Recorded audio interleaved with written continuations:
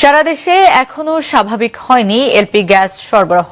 সংকটকে কাজে লাগিয়ে LP gas সিলিন্ডারের বাড়তি দাম রাখছেন দোকানিরা। अब भारत बांग्लादेश को एक संदेश या दुनिया को यह देना चाहता है कि यूनुस को हम गवर्नमेंट नहीं मानते थे। सीधी बात, बिल्कुल दो टुक। जो भी बांग्लादेश में डेमोक्रेटिक गवर्नमेंट लाएगा या एक डेमोक्रेटिक लीडर होगा, चाहे पास्ट जैसा भी हो, हम उससे रीमीडिएट एंड रीनिगोशिएट करने को तैयार हैं। हर चीज में इंडिया पाकिस्तान एक दूसरे को ब्लेम करते रहे हैं और करते रहेंगे आगे भी।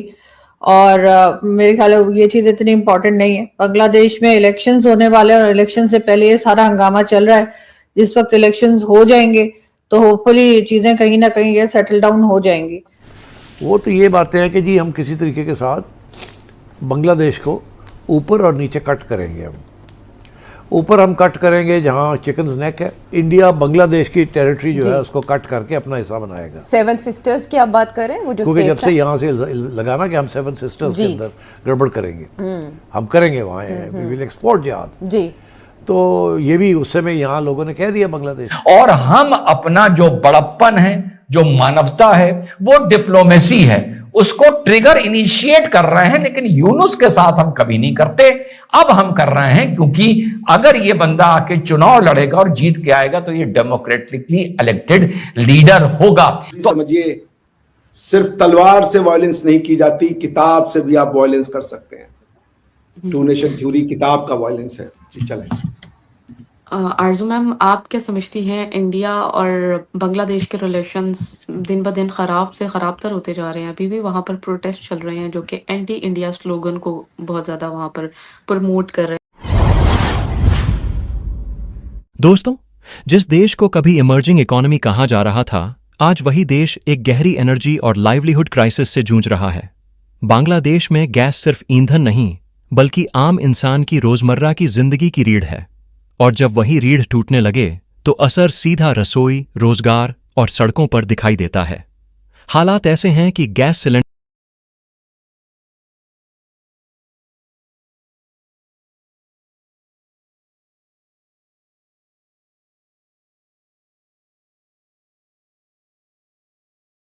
इंडियन मीडिया को जो बातें बता रही हैं जी, वो तो ये बातें हैं कि जी हम किसी तरीके के साथ बांग्लादेश को ऊपर और नीचे कट करेंगे। हम ऊपर हम कट करेंगे जहां चिकन नेक है, इंडिया बांग्लादेश की टेरिटरी जो है उसको कट करके अपना हिस्सा बनाएगा। सेवन सिस्टर्स की आप बात करें, वो जो क्योंकि जब से यहाँ से लगाना कि हम सेवन सिस्टर्स के अंदर गड़बड़ करेंगे, हम करेंगे वहाँ वी विल एक्सपोर्ट जिहाद जी। तो ये भी उस समय यहाँ लोगों ने कह दिया बांग्लादेश के अंदर। जी बिल्कुल, नेशनल सिटीजन पार्टी के लीडर हैं, उनका बयान बहुत चला इंडिया में।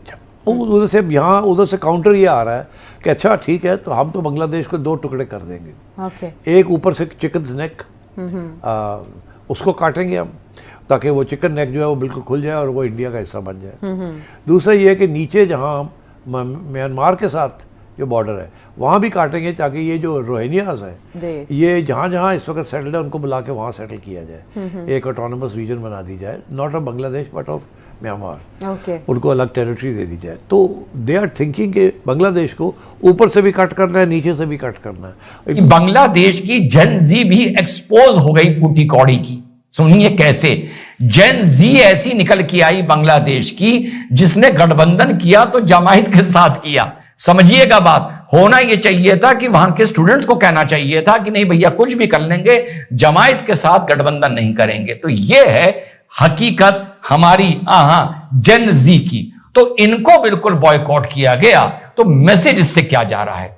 मैसेज इससे यह जा रहा है कि अब भारत बांग्लादेश को एक संदेश या दुनिया को यह देना चाहता है कि यूनुस को हम गवर्नमेंट नहीं मानते थे।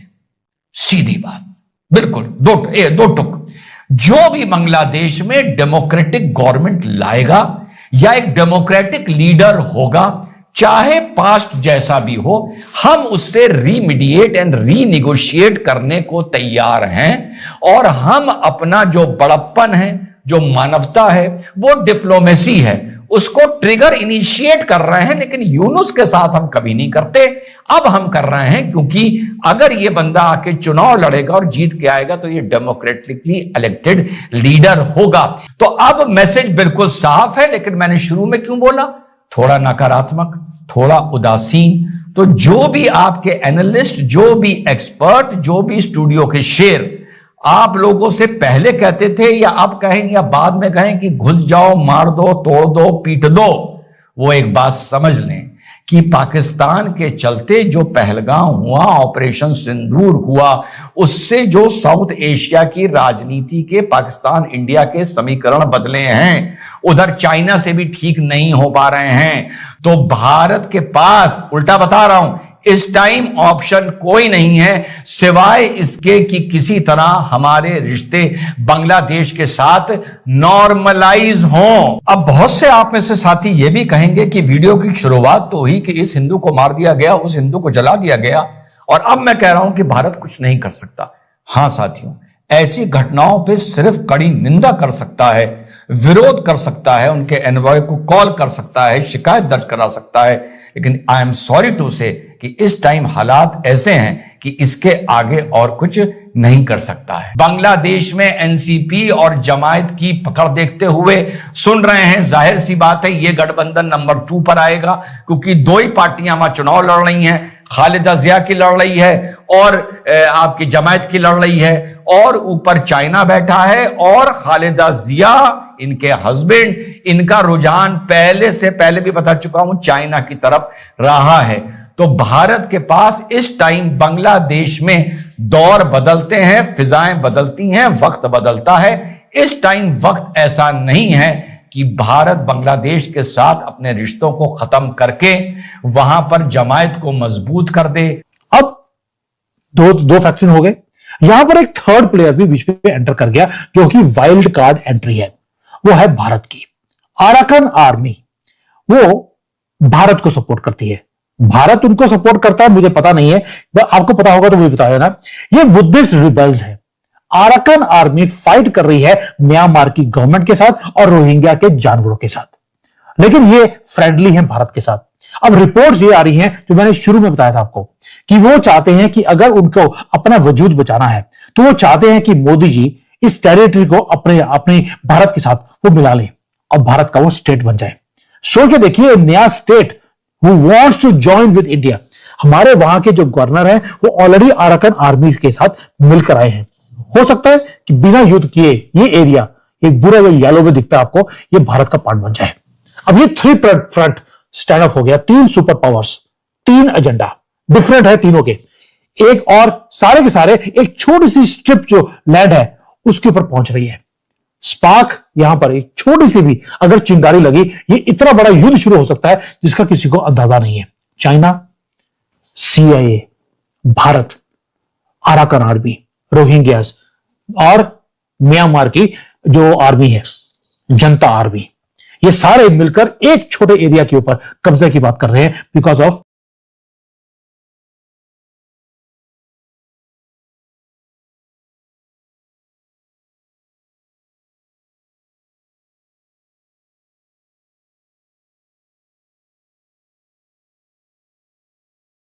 अब अगर हम इस संकट की जड़ तक जाएं तो तस्वीर और भी गंभीर नजर आती है।